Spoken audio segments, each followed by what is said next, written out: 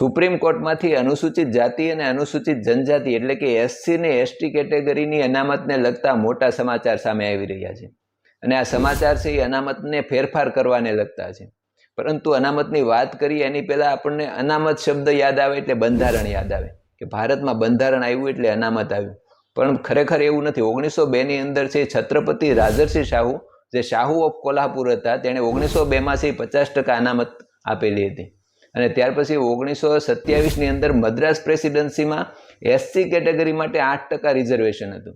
1942ની અંદર કેન્દ્રીય સેવાઓમાં છે એસસી કેટેગરી માટે 8.5% રિઝર્વેશન હતું, એટલે કે અનુસૂચિત જાતિ માટે છે 8.5% રિઝર્વેશન કેન્દ્રીય સેવાઓમાં 1942થી હતું. અને ત્યાર પછી બંધારણથી તો આપણને એસસી ને એસટી કેટેગરીને લગતી જે રિઝર્વેશન છે તેનો આપણને ખ્યાલ છે કે 15% એસસી કેટેગરીને રિઝર્વેશન મળે છે અને 7.5% છે એ એસટી કેટેગરીને રિઝર્વેશન મળે છે.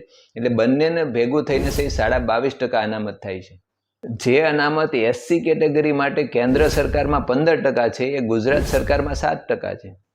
જે અનામત છે એ એસટી કેટેગરી માટે કેન્દ્ર સરકારમાં 7.5% છે તે ગુજરાતની અંદર 14% છે. આમ રાજ્ય પ્રમાણે છે એ વસ્તીના પ્રમાણે છે એ કેટેગરી વાઇઝ અનામત અલગ અલગ હોઈ શકે, પરંતુ ગુજરાતમાં છે એ એસસી કેટેગરીની 7 અને એસટી કેટેગરીની 14% અનામત છે. જ્યારે એ જ અનામત છે કેન્દ્ર સરકારમાં છે એ એસસી માટે 15% અને એસટી માટે 7.5% છે. અનામતની આવી સ્થિતિ ચાલુ રાખવામાં આવે તો જે લોકો આગળ વધી ગયા છે, જે લોકો સાધન સંપન્ન થઈ ગયા છે, સમૃદ્ધ થઈ ગયા છે, એના જ પરિવારના બાળકો આગળ આવતા રહે છે, કેમ કે એની પાસે પૂરતા સંસાધનો છે, સુવિધાઓ છે, આર્થિક સ્થિતિ સારી છે. એના કારણે એસસી કેટેગરીમાં જે લોકો આગળ વધી ગયા છે એને વારંવાર તક મળ્યા કરશે અને જે લોકો ગરીબ રહી ગયા છે, હજી પણ પછાત છે, એ લોકો સુધી તક પહોંચશે નહીં. આવી રીતે જે અનામતનો મુખ્ય ઉદ્દેશ્ય હતો કે મુખ્ય ધારામાં લાવવાનો અને સમાનતા પહોંચાડવાનો, એ ઉદ્દેશ્ય સિદ્ધ થતો નથી. આ વાતને અલગ રીતે કહેવા માટે હું તમને એક ટચુકડી વાર્તા કહું છું કે એક કૂવાની અંદર 10 લોકો પડી ગયેલા છે. એ લોકોમાંથી 2 લોકોને આપણે બધી સુવિધાઓ પૂરી પાડીને કોઈ પણ રીતે બહાર કાઢી દઈએ છીએ અને પૃથ્વીના પટ ઉપર મૂકી દઈએ છીએ કે જે બધા લોકો એની સાથે હોય.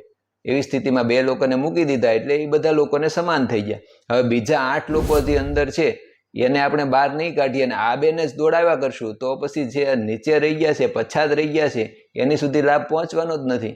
આ લોકોને એકવાર ઉપર લાવી દીધા એટલે આપણે મુખ્ય ધારામાં લાવવાનો આપણો ઉદ્દેશ્ય પૂરો થઈ ગયો છે. હવે બાકી અંદર રહી ગયા છે એ 8 લોકોને તો બહાર કાઢવા પડશે ને કૂવામાંથી. એટલે સુપ્રીમ કોર્ટનું કહેવાનું આવું જ છે કે જે લોકો સાધન સંપન્ન અને સુખી થઈ ગયા છે, આગળ વધી ગયા છે અને ખૂબ સમૃદ્ધ થઈ ગયા છે, એ લોકોને એક એવી આવક મર્યાદા બનાવી દેવામાં આવે કે ક્રિમિલિયર છે, ઓબીસીની અંદર છે કે અમુક આવકથી વધારે જેની આવક હોય એને ઓબીસી કેટેગરીનો લાભ મળતો નથી. કે જે પરિવારની આવક છે 8 લાખ કરતાં વધારે હોય તે પરિવારના ઓબીસીના બાળકો હોય તો પણ એને છે ઓબીસી કેટેગરીનો લાભ મળતો નથી.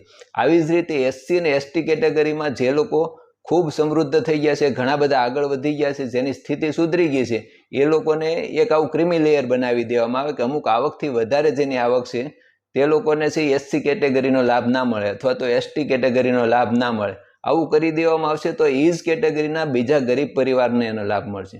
અનામતને કોટામાં કોઈ જગ્યાએ ફેરફાર થવાનો નથી. જેટલી અનામત એસસી માટે છે એટલી ને એટલી જ અનામત રહેવાની છે. જેટલી અનામત એસટી કેટેગરી માટે છે એટલી ને એટલી અનામત એસટી કેટેગરી માટે છે. એટલે આમાં કોઈ અનામતને લગતો કે અનામત વહી જવાને લગતો ને આવો કોઈ પ્રશ્ન જ નથી.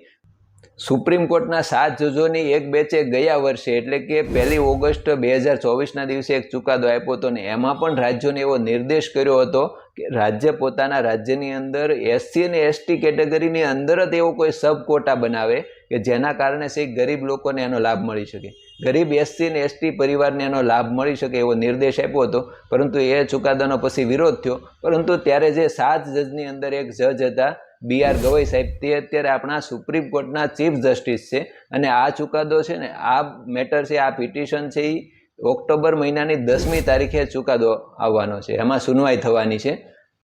એસસી અને એસટી કેટેગરીના સમૃદ્ધ પરિવારોને એસસી એસટી કેટેગરીનો લાભ આપવામાંથી બાકાત કરી દેવામાં આવે તો એના કારણે નવા એસસી અને એસટી કેટેગરીના જે લોકો પછાત છે એને ફાયદો મળવાનો છે. જે લોકો આગળ વધી ગયા છે, જે લોકો ખૂબ સમૃદ્ધ થઈ ગયા છે, એ લોકો ઉપર નીકળી જશે અને જે નીચેથી ઉપર લાવવાના છે એને વધારે તક મળશે. આના કારણે SC પરિવારના ગરીબ લોકોને અને ST પરિવારના ગરીબ લોકોને પુષ્કળ માત્રામાં ફાયદો થવાનો છે.